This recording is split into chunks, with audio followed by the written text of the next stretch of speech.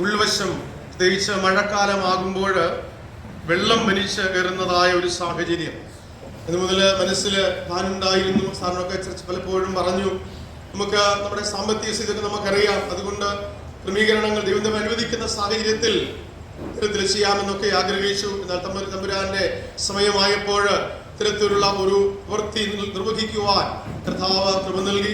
അതിനായിട്ട് അനേകരെ ദൈവം തമ്പുരാൻ സജ്ജരാക്കി. ദൈവം നന്ദിയോടെ സ്തോത്രം ചെയ്യുകയാണ്. വിശേഷാൽ ഇന്നത്തെ നമ്മുടെ ഈ ദേവാലയത്തിന്റെ ഒരു പുനർനിർമ്മാണ പ്രതിഷ്ഠ നമുക്ക് നാമകരണം ചെയ്യാം. ആ ഒരു ശുശ്രൂഷയ്ക്കായിട്ട് നാം വളരെ സന്തോഷത്തോടുകൂടി അഭിമന്യ തിരുമേനിയെ ക്ഷണിക്കുകയും, തിരുമേനി വളരെയധികം തിരക്കിന്റെ മധ്യത്തിലാണ് എന്ന് നമുക്കറിയാം. പ്രത്യേകിച്ച് കൊല്ലം കൊട്ടാരക്കര മഹായുടെ ചുമതല അഭിമന്യ തിരുമേനിക്ക് ഇപ്പോഴുണ്ട്. അതുമാത്രമല്ല കണ്ണമൂല വൈദിക സെമിനാരിയുടെ ചുമതലകൾ ഉണ്ട്. കേരള ബൈബിൾ സൊസൈറ്റി, കേരള ഓർസയുടെ ചുമതലകളുണ്ട്. അങ്ങനെ വിവിധങ്ങളായ ചുമതലകളിൽ സിനഡ് നൽകുന്നതായ വിധപ്പെട്ട ചുമതലകളുടെ മധ്യത്തിൽ തിരുമേനി വളരെ തിരക്കിന്റെ മധ്യത്തിലായിരിക്കുന്നു. എങ്കിലും ആ തിരക്കിന്റെ മധ്യത്തിലും നമ്മുടെ മധ്യത്തിലേക്ക് കടന്നു വരാമെന്ന് തിരുമേനി പറയുകയും ക്ഷണിച്ചനുസരിച്ചുകൊണ്ട് പറയുകയും അങ്ങനെ ഇന്നേ ദിനത്തിൽ കടന്നു വരുവാനായിട്ട് തിരുമേനിക്ക് സാധ്യമായി.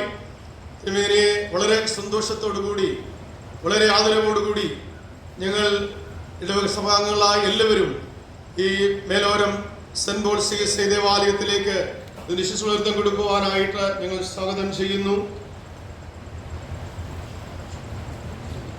തിരുമേനിയെ ക്ഷണിച്ച് ആദരിക്കുവാനായിട്ട് കൈക്കാരനും വ്യാരസിനുമായ ക്ഷണിക്കുന്നു.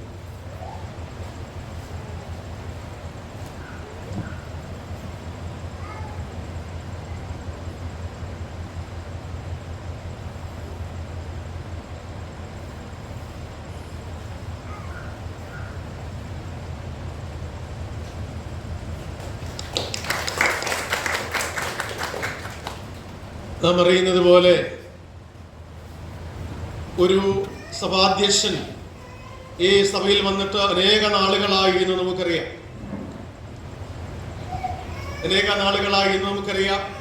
എന്നത് KJ സാമുവൽ തിരുമേനി ഇവിടെ വന്നു പോയ ശേഷം മറ്റൊരു സഭാധ്യക്ഷൻ ഇവിടെ വന്നു ചേർന്നിട്ടില്ല. ഇപ്പോഴാണ് അങ്ങനെ ഒരു സാഹചര്യം സൃഷ്ടിക്കപ്പെടുന്നത് നാം മനസ്സിലാക്കുകയാണ്. ഏതാണ്ട് 10-15 വർഷങ്ങൾക്ക് മുമ്പ് മാത്രമാണ് സഭാധ്യക്ഷൻ ഇവിടെ വന്ന് ശുശ്രൂഷ നിർവഹിച്ച് നമ്മെ അനുഗ്രഹിച്ച് മടങ്ങിയത്. അപ്പോൾ ഏറ്റവും സ്നേഹവും ബഹുമാനമുള്ള ആദരണീയനായ ഫ്രാൻസിസ് തിരുമേനി ഇന്ന് ഇവിടെ കടന്നു വന്ന് ഈ ശുശ്രൂഷ നിർവഹിക്കുന്നതിൽ ഞങ്ങൾക്ക് എല്ലാവർക്കും അതിയായ സന്തോഷമുണ്ട്. അധ്യക്ഷന്റെ സാന്നിധ്യം ഞങ്ങളെ സംബന്ധിച്ച് അതേറെ സന്തോഷപ്രദമാണ്. ഞങ്ങൾക്കേറെ ചാരിതാർത്ഥ്യം ഉളവാകുന്ന കാര്യമാണ്. തിരുമേനിയെ കർത്താവ് ഏറെ ഈ ശുശ്രൂഷയ്ക്കായി ബലപ്പെടുത്തുമാറാകട്ടെ എന്ന് പ്രാർത്ഥിക്കുകയും ചെയ്യുന്നു. പ്രകാരം തന്നെ സ്നേഹമുള്ള ഡാർലി കൊച്ചമ്മ വളരെ സന്തോഷത്തോടു കൂടി നമ്മോടൊപ്പം ഇവിടെ ആയിരിക്കുന്നു. ഇതിനോടൊപ്പം കടന്നു വന്ന് ഈ മലമ്പ്രദേശത്തൊക്കെ കടന്നു വരിക എന്ന് പറയുന്നത് നമുക്കറിയാം, നമുക്ക് ഈസിയാണ്. എങ്കിലും നാട്ടുപ്രദേശം താമസിക്കുന്നവർക്ക് അതൊക്കെ ബുദ്ധിമുട്ടുള്ള പ്രയാസമാണ്. പ്രത്യേകിച്ച് ഈ മലകളും മേടുകളും ഒക്കെ ഇറക്കൊക്കെ ഇറങ്ങി വന്നപ്പോൾ പ്രത്യേകിച്ച് തോട്ടപ്പുഴയെ കണ്ടെന്നാണ് പറയുന്നത്. വളരെ ഭീതിയോടുകൂടി ഭയത്തോടുകൂടിയൊക്കെയുള്ള സാഹചര്യത്താണ് വളർന്നത്. എങ്കിലും അതിലൊന്നും വീഴാവുന്ന കർത്താവ് പരിപാലിച്ചു. കൊച്ചമ്മ ഇവിടെ വന്നതിലും ഈ ശുശ്രൂഷയിൽ പങ്കുകൊള്ളുന്നതിലും ഈ സഭയുടെ ഇവിടെ ആയിരിക്കുന്ന എല്ലാവരുടെയും ഇവിടുന്നതിൽ വളരെ ആദരവോടുകൂടി കൊച്ചമ്മയെ ഈ ശുശ്രൂഷയിലേക്ക് സന്തോഷത്തോടുകൂടി ക്ഷണിക്കുന്നു. കൊച്ചമ്മയെ ക്ഷണിച്ച് അനുമോദിക്കുവാനായിട്ട് സഭാ സെക്രട്ടറിയെ ക്ഷണിക്കുന്നു.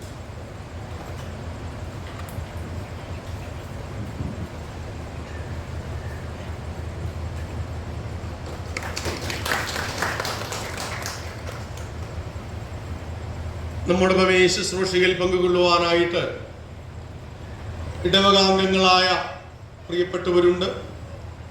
പ്രത്യേകിച്ച് ഈ ഫ്ലോറിന്റെ ടൈലൊക്കെയും നമുക്ക് വാങ്ങി നൽകിയതായ കുടുംബാംഗങ്ങളുണ്ട്. അവരെ നന്ദിയോടുകൂടി സ്നേഹത്തോടുകൂടി സമയത്ത് ഓർക്കുകയാണ്. നന്ദി പറയുമ്പോൾ വിശദമായിട്ട് പറയുന്നതാണ്. ഇവരെയും ഈ ശുശ്രൂഷയിലേക്ക് സ്വാഗതം ചെയ്യുന്നു.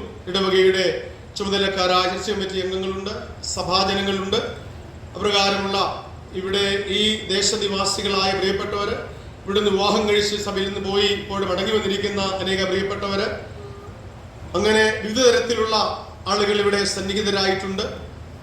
ഇവിടെ നിന്ന് സ്ഥലം വിറ്റ് പോയവരും എല്ലാ സ്ഥലം ഇവിടെ കിടന്ന് വീണ്ടും ഇവിടെ കിടന്ന് താല്പര്യമുള്ളവരും അല്ലാത്തവരുമായ അനേകരെ ഇതിൽ സംബന്ധിക്കുന്നു. എല്ലാവരെയും ഒരു വാക്കിൽ വളരെ ഹൃദയപൂർവ്വം ഈ മഹത്വപൂർണ്ണമായ ശുശ്രൂഷയിലേക്ക് സ്വാഗതം ചെയ്യുകയാണ്. കർത്താവ് എല്ലാവരെയും സമൃദ്ധമായി അനുഗ്രഹിക്കുമാറാകട്ടെ എന്ന് പ്രാർത്ഥിക്കുന്നു. ഇതിൻ്റെ ഈ നിർമ്മാണ പ്രവർത്തനത്തിൽ ചെറുതും വലുതുമായി കൈയേച്ച് സഹായിച്ചതായ ഈ സഭാജനങ്ങൾ, പുറത്തുനിന്ന് ഉള്ളവർ, ഇടവക അംഗങ്ങൾ, അങ്ങനെ ആരെല്ലാം ഇതിൽ സഹായിച്ചിട്ടുണ്ടോ ഇടവക, എല്ലാവരെയും ഞാൻ ഈ സമയത്ത് ശുശ്രൂഷയിലേക്ക് സ്വാഗതം ചെയ്യുകയാണ്. കർത്താവ് നമ്മെ എല്ലാവരെയും സമൃദ്ധമായി അനുഗ്രഹിക്കട്ടെ. നമുക്ക് ശുശ്രൂഷയ്ക്കായി എഴുന്നേറ്റ്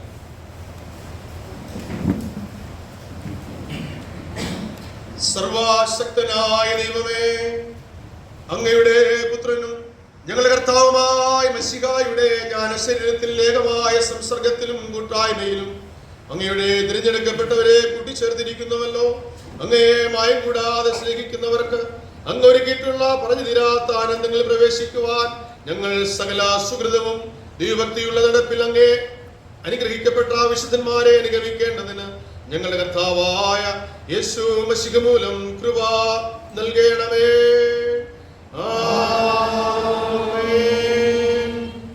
ഈ ആലയത്തിന്റെ പ്രതിഷ്ഠാകർമ്മം ആചരിക്കുന്നതിന് ഞങ്ങൾക്ക് കൃപ നൽകിയിരിക്കുന്ന സർവശക്തനായ ദൈവമേ, അങ്ങയുടെ അനുഗ്രഹം ഞങ്ങളുടെ മേൽ അയക്കണമേ. വിശുദ്ധി എന്നേക്കും അങ്ങയുടെ ആലയത്തിന് യോഗ്യമായിരിക്കുന്നതിനാൽ ഞങ്ങളെ വിശുദ്ധിയും പ്രസാദവും ജീവനുമുള്ള ആലയങ്ങളാക്കി തീർക്കണമേ. അങ്ങ് ഞങ്ങളുടെ ഹൃദയങ്ങളിൽ വസിച്ച് അവിടുത്തെ കൃപയാൽ ഞങ്ങളെ മുഴുവൻ അങ്ങയുടേതാക്കണമേ. അശുദ്ധിയിൽ നിന്ന് ഞങ്ങളെ വെടിപ്പാക്കപ്പെട്ടിട്ട് വാഴ്ത്തപ്പെട്ട ദൈവമായ അങ്ങയെ എന്നും സൽപ്രവൃത്തികളിൽ ഭക്തിയോടെ സേവിക്കുമാറാകണമെന്ന് ഞങ്ങൾ അങ്ങയോട് അപേക്ഷിക്കുന്നു. കർത്താവേ, മലകളിലും താഴ്വരകളിലും ചിതറിക്കിടക്കുന്ന ആടുകളുടെ ഒരു കൂട്ടമായി ചേർക്കണമേ.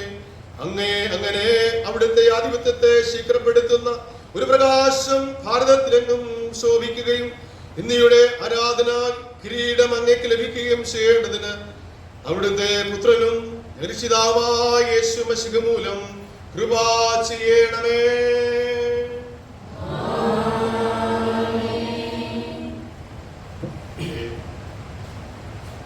ഇത് സംഭാവന സ്പോൺസർ ചെയ്ത ആൾക്കാരെ നാരായണിക്ക് സംബന്ധിക്കുമെങ്കിൽ അവർക്ക് മുമ്പോട്ട് വരാൻ അവർക്ക് വേണ്ടി പ്രത്യേകമായി പ്രാർത്ഥിക്കും. ഈ ടൈലും ഇതിൻ്റെ ഉൾവശത്തെ ടൈലും ചെയ്തവർ, സംഭാവന ചെയ്തവർ, സ്പോൺസർ ചെയ്തവർ ഇന്ന് ആരാൻ സമ്മതിക്കുന്നുവെങ്കിൽ അവർക്ക് മുമ്പോട്ട് വരാൻ അവർക്ക് വേണ്ടി പ്രത്യേകമായി പ്രാർത്ഥിക്കും.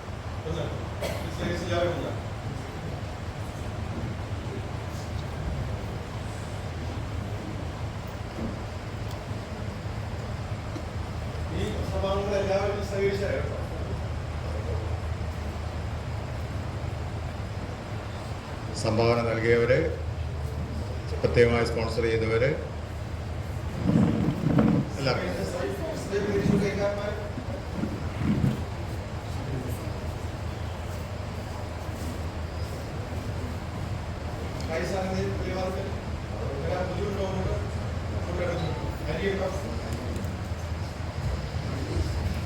പ്രാർത്ഥിക്കും. സെന്റ് പോൾസ് നാമത്തിൽ സ്ഥാപിക്കപ്പെട്ടിരിക്കുന്ന ഈ ആലയത്തിലെ ഉപയോഗത്തിനായി ഈ ദേവാലയത്തിൻ്റെ ഉൾവശം പ്രത്യേകമായി മനോഹരമാക്കി തീർക്കുവാൻ തക്കവണ്ണം ടൈലുകൾ സ്പോൺസർ ചെയ്ത അതിന് പ്രത്യേകമായ ദാനങ്ങൾ നൽകിയ എല്ലാവരെയും ഓർത്തങ്ങേ സ്തുതിക്കുകയും ഇവയെ പ്രത്യേകമായി വേർതിരിച്ച് ദൈവനാമമോദത്തിനായി പിതാവിൻ്റെയും പുത്രൻ്റെയും വിശുദ്ധാത്മാവിൻ്റെയും നാമത്തിൽ പ്രതിഷ്ഠിച്ച് വേർതിരിക്കുകയും ചെയ്യുന്നു. ആമേൻ. നിനക്ക് പ്രസാദമുള്ള ആത്മീയ ഞങ്ങളെ അർപ്പിക്കുവാൻ നിന്റെ പുത്രൻ മൂലം ഞങ്ങളെ ഒരു ആത്മീയ പുരോഹിതവർഗമായി നിയമിച്ച ദൈവമേ, അങ്ങയുടെ ആലയത്തിൽ ഉപയോഗത്തിനായി നിന്റെ മക്കൾ സമർപ്പിച്ചിരിക്കുന്ന എല്ലാ സമർപ്പണങ്ങളെയും അങ്ങോട്ട് കൈക്കൊള്ളണമേ. ഞങ്ങൾ ഞങ്ങളുടെ ദാനങ്ങളെ മാത്രമല്ല ഞങ്ങളെ തന്നെ നിന്റെ പീഠത്തിന്മേൽ അർപ്പിക്കുന്നതിനാൽ നിന്നെ എല്ലായ്പ്പോഴും തീക്ഷ്ണരോട് ആരാധിക്കുവാൻ കൃപ അരുളണമെന്ന് ഞങ്ങളുടെ കർത്താവായ യേശു മിശിഹ മൂലം ഞങ്ങൾ നിന്നോട് അപേക്ഷിക്കുന്നു.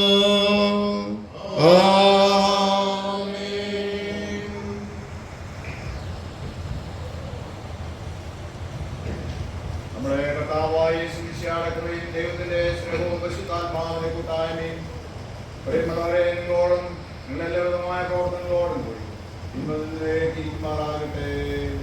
ആമേൻ.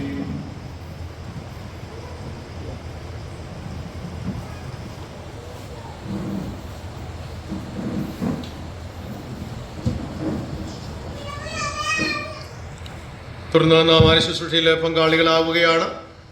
അത്യുന്നതങ്ങളിൽ ദൈവത്തിന് മഹത്വം. ശുശ്രൂഷ നമുക്ക് ഒരേറ്റ് ചൊല്ലാം. അത്യുന്നതങ്ങളിൽ ദൈവത്തിന് മഹത്വവും ഭൂമിക്ക് സമാധാനം ഉണ്ടാകട്ടെ. കർത്താവായ ദൈവമേ, സ്വർഗീയ രാജാവേ, സർവശക്തിയുള്ള പിതാവായ ദൈവമേ, ഞങ്ങളങ്ങേ സ്തുതിക്കുന്നു, ഞങ്ങളങ്ങേ വാഴ്ത്തുന്നു, ഞങ്ങളങ്ങേ വന്ദിക്കുന്നു, ഞങ്ങളങ്ങേ മഹത്വപ്പെടുത്തുന്നു. മഹത്വത്തിനായി ഞങ്ങളങ്ങേക്ക് സ്തോത്രം ചെയ്യുന്നു.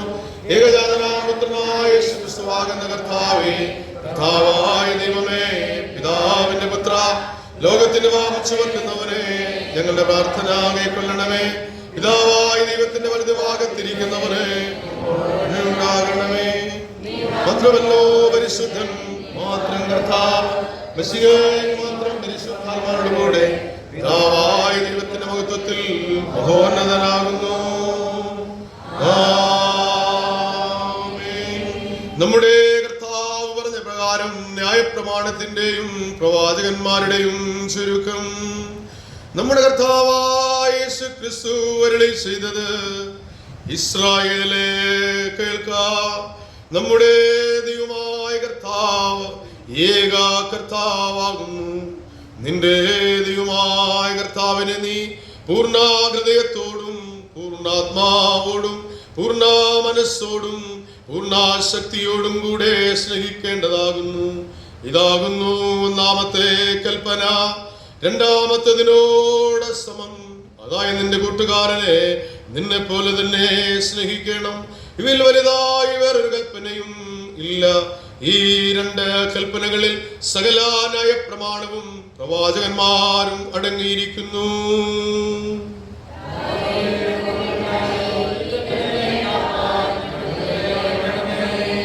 പ്രിയമുള്ളവരെ, ദൈവത്തിന്റെ ഏറ്റവും പരിശുദ്ധ വചനം കേൾക്കുവാനും കർത്താവിന്റെ ശരീരങ്ങളെ കൈക്കൊള്ളുവാനും നാം ഒരുമിച്ച് വന്നിരിക്കുന്നു.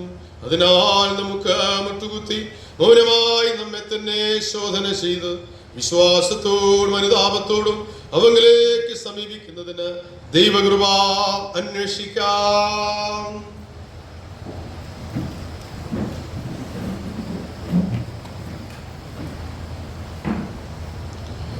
നിങ്ങളുടെ പാപങ്ങളെ കുറിച്ച് നേരായും താല്പര്യമായും മാനസാന്തരപ്പെട്ട് നിങ്ങളുടെ കൂട്ടുകാരോട് പ്രിയവും സ്നേഹവുമായിരുന്നു ദൈവത്തിന്റെ കൽപ്പനകൾ അനുസരിച്ചുകൊണ്ടും മേലാൽ അവിടുത്തെ വിശുദ്ധ വഴിയിൽ കൂടെ നടന്നുകൊണ്ടും പുതിയ ജീവിതം നയിപ്പാൻ നിശ്ചയിച്ചിരിക്കുന്ന നിങ്ങൾ നമ്മുടെ കർത്താവായ യേശുക്രിസ്തു മൂലം ദൈവത്തോട് പുതുതായി നിരപ്പാക്കപ്പെടേണ്ടതിന് സർവശക്തനായ ദൈവത്തോട് താഴ്മയായി നിങ്ങളുടെ പാപങ്ങളെ ഏറ്റുപറയുവിൻ.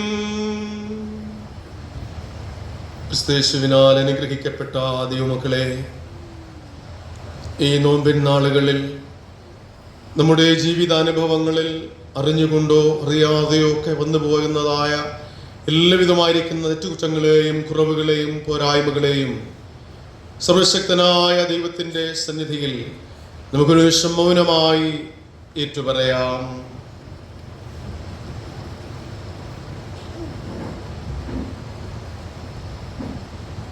നമുക്ക് ചേർന്ന് പ്രാർത്ഥനയിൽ പങ്കെടുക്കാം.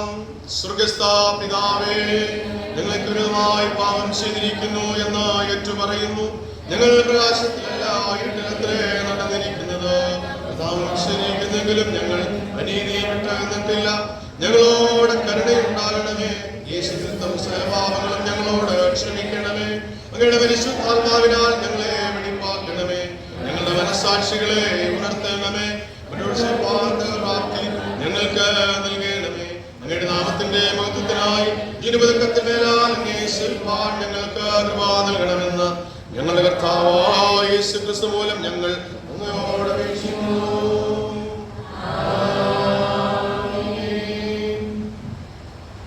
സത്യമായി ക്രിസ്തുവിൽ കൂടെ തങ്ങളിലേക്ക് തിന്നുന്ന എല്ലാവരോടുമുള്ള ദൈവത്തിന്റെ കൃപാമഴി കേൾക്കുവിൻ. അധ്വാനിക്കുന്നവരും ഭാരം ചുമക്കുന്നവരുമായുള്ളവരെ എല്ലാവരും എൻ്റെ അടുക്കൽ വരുകയും ഞാൻ നിങ്ങളെ ആശ്വസിപ്പിക്കും. തൻ്റെ ഏകജാതനായ പുത്രനെ വിശ്വസിക്കുന്നവനെ നശിച്ചു പോകാതെ നിത്യജീവൻ പ്രാപിക്കേണ്ടതിന് ദൈവം അവനെ നൽകുവാൻ തക്കവണ്ണം ലോകത്തെ സ്നേഹിച്ചു. ക്രിസ്തുവേശു പാപികളെ രക്ഷിക്കുവാൻ ലോകത്തിൽ വന്നു എന്നുള്ളത് വിശ്വാസവും എല്ലാവരും അംഗീകരിക്കുവാൻ യോഗ്യമായ വചനം തന്നെ. ഒരുത്തൻ പാപം ചെയ്തുവെങ്കിലോ നീതിമാനായ യേശുക്രിസ്തു എന്ന കാര്യസ്ഥൻ നമുക്ക് പിതാവിൻ്റെ അടുക്കലുണ്ട്. അവൻ നമ്മുടെ പാപങ്ങൾക്ക് പ്രായശ്ചിത്തം ആകുന്നു. മനഃപൂർവമായ മാനസാന്തരത്തോട് സത്യവിശ്വാസത്തോട് തങ്ങളിലേക്ക് തിരികെയും തങ്ങളുടെ സഹോദരരോട് ക്ഷമിക്കുകയും ചെയ്യുന്ന എല്ലാവർക്കും പാപമോചനം നൽകുമെന്ന് തൻ്റെ മഹാകരുണയാൽ വാഗ്ദത്തം ചെയ്തിരിക്കുന്ന സ്വർഗസ്ഥ പിതാവായ സർവശക്തിയുള്ള ദൈവം നമ്മുടെ കർത്താവായ യേശുക്രിസ്തു മൂലം നിങ്ങളോട് കരുണയുണ്ടായി നിങ്ങളെ സകല പാപങ്ങളും ക്ഷമിച്ച് അവൾ നിങ്ങളെ വിടുവിച്ച് സകല നന്മയിൽ ഉറപ്പിച്ച് ബലപ്പെടുത്തി നിങ്ങളെ നിത്യജീവനിലേക്ക് പ്രവേശിപ്പിക്കട്ടെ. കർത്താവ് നിങ്ങളോട് കൂടിയിരിക്കട്ടെ. നമുക്ക് വീണ്ടും പ്രാർത്ഥിക്കാം. ഇന്നത്തേക്കുള്ള പ്രത്യേക അപേക്ഷകളും വേദഭാഗം.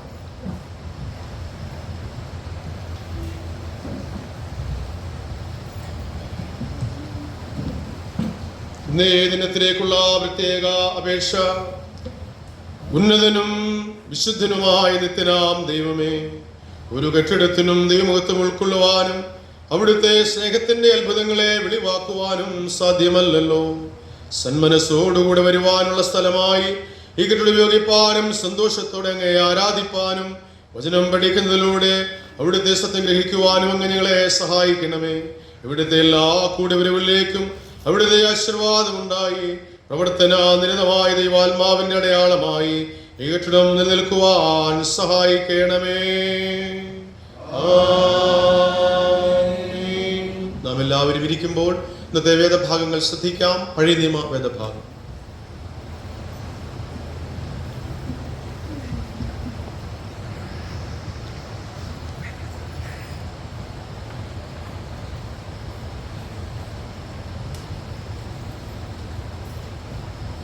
ഇന്നത്തേക്ക് നിശ്ചയിച്ചിരിക്കുന്ന ഒന്നാം പാഠം 1 രാജാക്കന്മാരുടെ പുസ്തകം 8-ാം അധ്യായം 22-ാം വാക്യം മുതൽ 30 വരെയുള്ള വാക്യങ്ങൾ കേൾപ്പീൻ.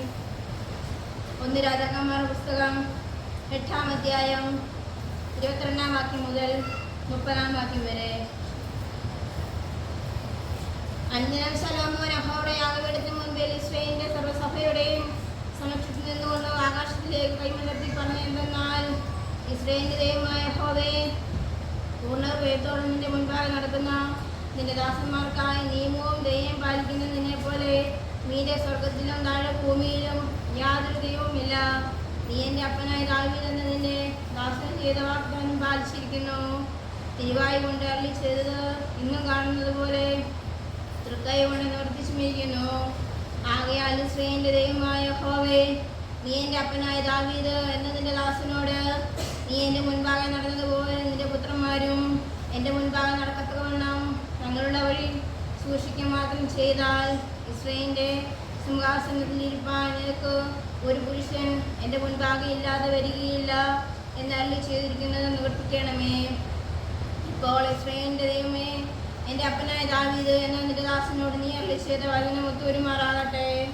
എന്നാൽ ദൈവം യഥാർത്ഥമായി ഭൂമിയിൽ വസിക്കുമോ? സ്വർഗത്തിലും സ്വർഗത്തിലും നീ അടങ്ങിയില്ലല്ലോ. പിന്നെ ഞാനും പണിതിരിക്കുന്ന ഈ ആലയത്തിൽ അടങ്ങുന്നത് എങ്ങനെ? എങ്കിലും എൻ്റെ ദൈവമായ യഹോവേ, അടിയൻ ഇന്ന് തിരുമുൻപിൽ കഴിക്കുന്ന നിലവിളിയും പ്രാർത്ഥനയും കേൾക്കേണ്ടതിന് അടിയൻ്റെ പ്രാർത്ഥനയിലേക്കും യാചനയിലേക്കും തിരിഞ്ഞു കടാക്ഷിക്കണമേ. അടിയൻ ഈ സ്ഥലത്ത് വെച്ച് കഴിക്കുന്ന പ്രാർത്ഥന കേൾക്കേണ്ടതിന് നിന്റെ നാമം ഉണ്ടായിരിക്കുമെന്ന് നീ അരുളി ചെയ്ത സ്ഥലമായ ഈ ആലയത്തിലേക്ക് രാവും പകലും തൃക്കൺ പാർത്തരുളണമേ. ഈ സ്ഥലത്ത് വെച്ച് പ്രാർത്ഥിക്കാനിരിക്കുന്ന അടിയൻ്റെയും നിരജനമായ ഇസ്രായേലിൻ്റെയും യാചന കേൾക്കണമേ. ഇങ്ങനെ ഇവിടെ ഒന്നാം പാഠം വായിച്ച് അവസാനിച്ചിരിക്കുന്നു.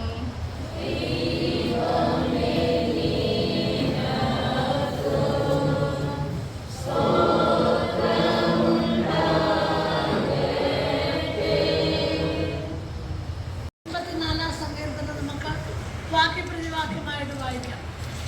84-ാം സങ്കീർത്തനം. സൈന്യങ്ങളുടെ യഹോവേ, തിരുനിവാസം എത്ര മനോഹരം!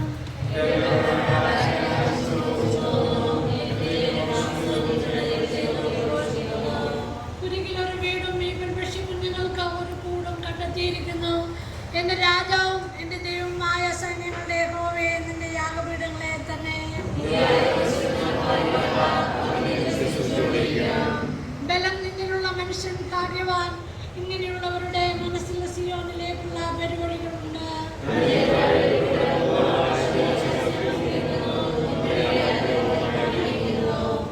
അവർ മേൽക്കുമേൽ ബലം പ്രാപിക്കുന്നു. എല്ലാവരും സിയോനിൽ ദൈവസന്നിധിയിൽ ചെന്നെത്തുന്നു.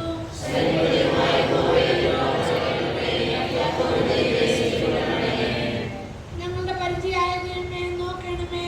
നിന്റെ അഭിഷേകത്തിന്റെ മുഖത്തെ കടാക്ഷിക്കണമേ.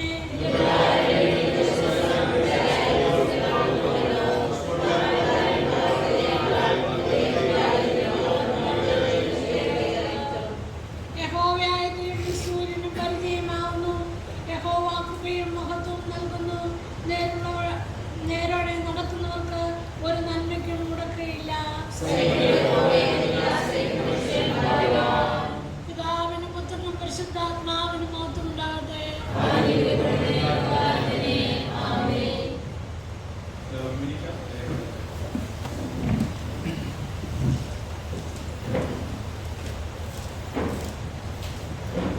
ലേഖനഭാഗം സഭയിലേക്ക് എഴുതിയ 1-ാം ലേഖനം 3-ാം അധ്യായം 9-ാം വാക്യം മുതൽ 17-ാം വാക്യം വരെ. 1 കൊരിന്ത്യർ 3-ാം അധ്യായം 9-ാം വാക്യം മുതൽ 17-ാം വാക്യം വരെ.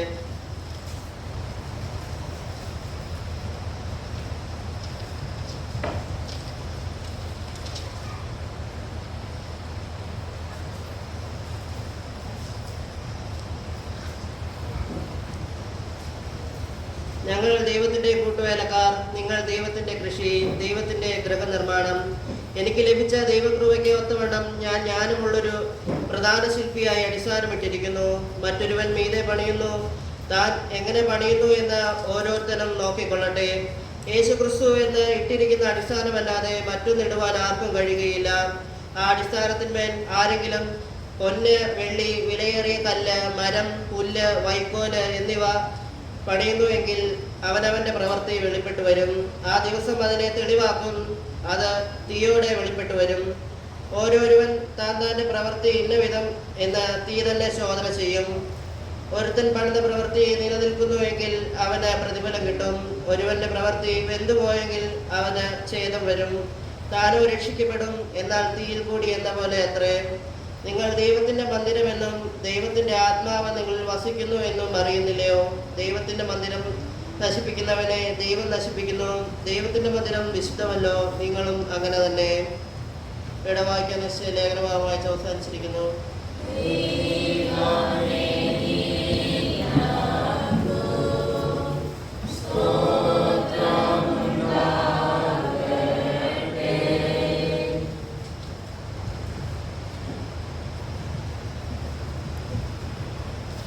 വിശുദ്ധ സുവിശേഷം.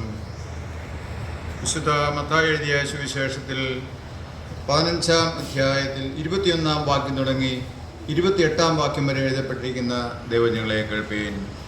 വിശുദ്ധ മത്തായി എഴുതിയ സുവിശേഷം 15-ാം അധ്യായം 21-ാം വാക്യം തുടങ്ങി 28-ാം വാക്യം വരെ.